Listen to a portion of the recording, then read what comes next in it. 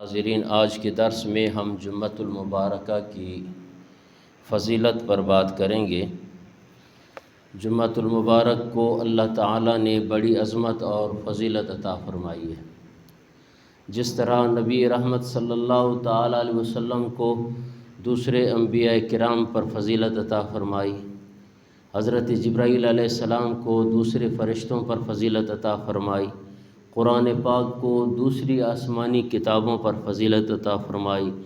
دین اسلام کو دوسرے مذاہب پر فضیلت عطا فرمائی، حضرت ابوبکر صدیق رضی اللہ تعالی عنہ کو دوسرے صحابہ کرام رضوان اللہ تعالی علیہم اجمعین پر فضیلت عطا فرمائی۔ بالکل اسی طرح اللہ تعالیٰ نے جمعہ کے دن کو ہفتے کے دوسرے دنوں پر فضیلت عطا فرمائی ہے۔ نبی کریم صلی اللہ تعالی وسلم نے ارشاد فرمایا، ان یوم الجمعۃ سید الایام واعظمها عند اللہ، بے شک جمعہ دنوں کا سردار ہے اور اللہ تبارک و تعالیٰ کے ہاں تمام دنوں سے عظمت والا ہے۔ تو حضرت علی المرتضیٰ رضی اللہ تعالیٰ عنہ کا فرمان ہے کہ اس جمعے کو فضیلت اس کے نام کی کثرت کی وجہ سے ملی ہے کہ جمعے کے بہت سارے نام ہیں۔ اب دیکھیں حدیث پاک میں جمعہ کے لیے کئی اسماء یعنی کئی نام استعمال ہوئے ہیں۔ مثلا سید الایام یعنی دنوں کا سردار، اور خیر الایام سارے دنوں میں سے بہترین، افضل الایام سارے دنوں میں سے فضیلت والا، یوم شاہد حاضرین کا دن، یوم المزید نعمتوں کی زیادتی کا دن، عید المؤمنین مسلمانوں کی عید کا دن، یوم عروبہ رحمت کا دن، یوم اظہر چمکدار دن، یہ سارے نام جمعۃ المبارک کے ہیں۔ اور جمعہ نماز ہر مسلمان مرد عاقل بالغ مقیم اور صحت مند کے اوپر فرض ہے، یہ اس کی شرطیں ہیں۔ تو مسافر کے اوپر ویسے ہی روزہ نہیں ہے، اپنا جمعہ نہیں ہے، اور اسی طرح جو ہے نا وہ قیدی کے اوپر بھی نماز جمعہ فرض نہیں ہے، عورت کے اوپر بھی نماز جمعہ فرض نہیں ہے۔ تو نماز جمعہ ہر مسلمان مرد عاقل بالغ اور مقیم اور صحت مند کے اوپر فرض ہے، اور جو اس کی فرضیت کا انکار کرتا ہے وہ بالاتفاق کافر ہے، کیونکہ قرآن پاک میں نص قطعی ہے، یا ایھا الذین آمنوا اذا نودی للصلاۃ من یوم الجمعہ فاسعوا الی ذکر اللہ، کہ جب نماز جمعہ کی پہلی اذان کہی جائے نماز جمعہ کے لیے حاضر ہو جاؤ۔ یہ مسئلہ میں نے پہلے بھی بتایا ہے کہ نماز جمعہ میں دو اذانیں ہوتی ہیں، تو یہ یاد رکھ لیں قرآن کا حکم جو ہے نا یہ پہلی اذان کے بارے میں، ہمارے نہیں جو ہے نا دوسری اذان میں دوڑتے ہوئے آتے ہیں، آپ کو وہ ثواب نہیں ملنا ہے جو اس وقت ملنا ہے، کیونکہ جب پہلی اذان مل جائے نا، خواہ جس بھی ایریے کے اندر جس بھی محلے کے اندر اگر 1 بجے اذان ملتی ہے، سب نے جو ہے نا جناب 1 بجے وہاں پہ پہنچنا ہے، اور 1 بجے کے بعد کاروبار حرام ہے، کوئی بھی ہو آپ نہ دکان میں خریداری کر سکتے ہیں، نہ بیچ سکتے ہیں، نہ لے سکتے ہیں، کیونکہ قرآن نے فرمایا کہ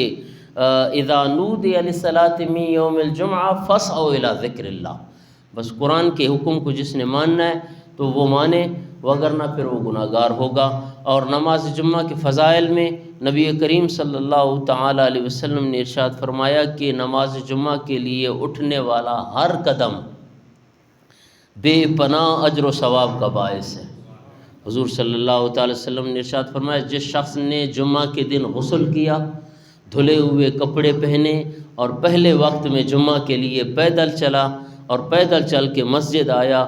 مسجد میں امام کے قریب بیٹھا اور خاموشی سے خطبہ سنا اور کوئی فضول بات نہ کی، تو میرے آقا نے فرمایا کان لہ بکل خطوۃ عمل سنۃ اجر صیامها وقیامها، اللہ تعالیٰ اسے ہر قدم پر 1000 سال کے روزوں اور شب بیداریوں کا اجر و ثواب عطا فرمائے گا۔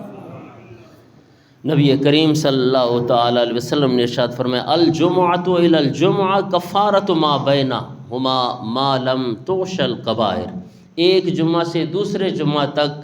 جتنے گناہ ہوتے ہیں جمعہ کی نماز ان کے لیے کفارہ بن جاتی ہے جب تک کہ وہ گناہ کبیرہ کا مرتکب نہ ہو جائے۔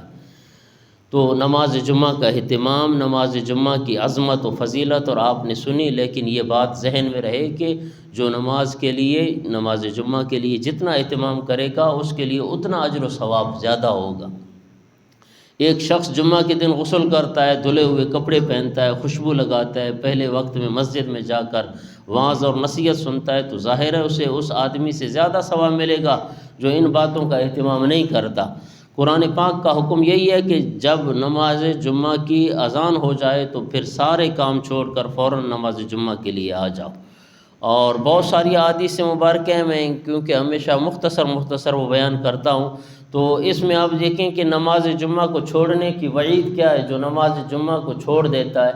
اس کے لیے عذاب کیا ہے۔ جان بوجھ کر نماز جمعہ کا چھوڑنا بہت بڑا گناہ ہے، اور نبی کریم صلی اللہ تعالی وسلم نے فرمایا جہاں جمعہ کے فضائل بیان فرمائے، جمعہ پڑھنے والوں کے لیے اجر و ثواب کے وعدے کیے، وہاں جمعہ نہ پڑھنے والوں کے لیے سخت وعیدیں بھی بیان فرمائی ہیں۔ حضرت عبداللہ ابن مسعود رضی اللہ تعالیٰ عنہ سے مروی ہے، حدیث پاک میں ہے کہ جو لوگ جمعہ سے پیچھے رہ جاتے تھے نبی کریم صلی اللہ تعالی وسلم نے انہیں ارشاد فرمایا کہ لقد ہممت ان آمر رجلا یصلی بالناس ثم احرک علی رجال یتخلفون عن الجمعۃ بیوتہم۔ میرے آقا فرماتے کہ میں نے یہ سوچا کہ کسی آدمی کو لوگوں کی امامت کا حکم دوں، پھر ان کے گھروں کو ان سمیت جلا دوں جو نماز جمعہ سے پیچھے رہ جاتے ہیں۔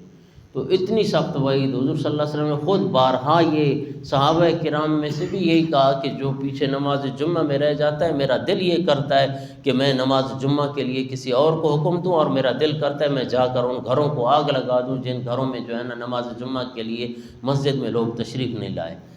تو باقی پھر نماز جمعہ میں ہمیں کیا کرنا چاہیے، جمعہ والے دن کیا کرنا چاہیے؟ کثرت سے حضور صلی اللہ تعالی وسلم پہ درود و سلام پڑھنا چاہیے، اس کو معمول بنا لیں۔ نبی کریم صلی اللہ علیہ وسلم پر درود بھیجنا ہر مسلمان پر واجب ہے، اور اللہ تعالیٰ کا حکم ہے۔ نبی کریم صلی اللہ تعالی وسلم نے نماز جمعہ کے دن خاص طور پر درود پڑھنے کا حکم ارشاد فرمایا۔ میرے آقا کی حدیث پاک ہے کہ فَأَكْثَرُوا عَلَيَّ من الصلاۃ فیہ فإن صلاتکم معروضۃ علیہ، کہ جمعے والے دن مجھ پر کثرت کے ساتھ درود پڑھو، کیونکہ جمعے والے دن کا پڑھا ہوا درود مجھ تک پہنچا دیا جاتا ہے۔ تو کسی نے عرض کیا یا رسول اللہ، آپ کے وصال کے بعد آپ صلی اللہ علیہ وسلم پر ہمارا پڑھا ہوا درود کیسے پیش کیا جائے گا؟ آج بھی لوگ کہتے ہیں نا کہ بس الیاذ باللہ حضور صلی اللہ علیہ وسلم مر کر مٹی میں مل گئے۔ تو یہ صحابہ نے پوچھا یا رسول اللہ چلیں یہ تو ہے کہ آپ حیات ہیں، ہمارا پڑھا ہوا درود کہیں سے بھی ہم پڑھیں فرشتے آپ تک پہنچاتے ہیں، جب آپ کا وصال ہو جائے گا پھر کس طرح آپ ہمارا درود سنیں گے؟ سبحان اللہ۔ کسی نے عرض کی یا رسول اللہ آپ کے وصال کے بعد آپ صلی اللہ علیہ وسلم پر ہمارا درود کیسے پیش کیا جائے گا، حالانکہ آپ تو جو ہے نا وہ وصال فرما چکے ہوں گے؟ نبی کریم صلی اللہ علیہ وسلم نے فرمایا ان اللہ قد حرم علی الارض ان تاکل اجساد الانبیاء۔ سن لو میرے صحابہ، اللہ تعالیٰ نے زمین پر انبیاء کرام کے جسموں کو کھانا حرام کر دیا ہے۔ نبی تو جو ہے نا وہ قبر میں بھی زندہ ہوتا ہے۔ تو بات یہ ہے کہ جو محبت کے ساتھ حضور صلی اللہ علیہ وسلم کے وصال کے بعد بھی درود پڑے گا نا، تو وہ ایک حدیث پاک ہے، حضور صلی اللہ علیہ وسلم نے فرمایا میں اس کا درود خود سنوں گا اور اس کو بھی پہچانتا ہوں، اس کے خاندان کو بھی پہچانتا ہوں۔ میرے آقا نے ارشاد فرمایا کہ جو مجھ پر محبت کے ساتھ درود پڑھتا ہے انی اعرفہم، میں اسے پہچانتا ہوں، اس کا درود میں خود سنتا ہوں۔ اسمع صلاۃ اہل محبتی، محبت سے پڑھا ہوا درود میں خود سنتا ہوں اور اس کو پہچانتا ہوں کہ یہ غلام کون سا ہے جو مجھ پر صلاۃ و سلام بھیج رہا ہے۔ تو دعا ہے کہ اللہ تعالی ہمیں اپنی اور اپنے محبوب صلی اللہ تعالی وسلم کی اطاعت نصیب فرمائے، اور جو کچھ کہا اور سنا اس کا ثواب اپنے مرحوم مسلمان بہنوں بھائیوں کو ایصال کرتے ہیں۔ مولا ان کے درجات بلند فرمائے، آمین ثم آمین یا رب العالمین۔